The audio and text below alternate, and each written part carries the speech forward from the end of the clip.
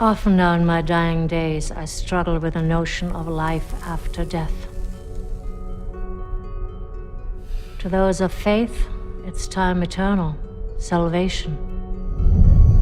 To those of science, it's merely the first tomorrow after you die.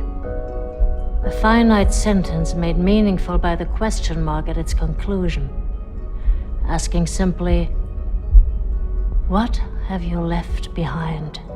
We think about the birth of the universe as the beginning of everything, right? What without when, planets without seconds.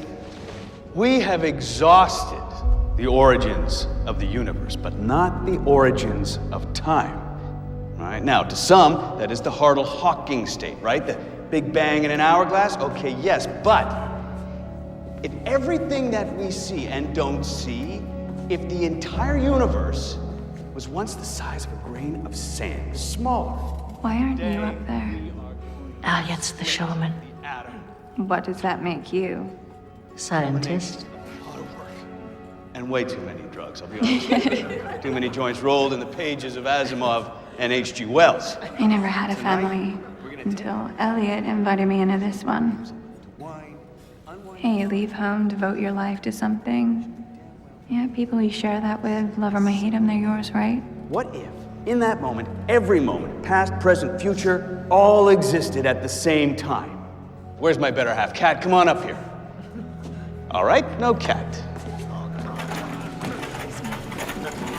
Thank you, Emma. Perfect.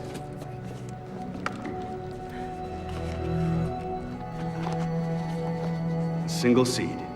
All potential, all possibility. There's a whole life here, and it's just waiting. It's waiting for water, and it's waiting for sunlight. It's waiting for time. Let's give it everything at once.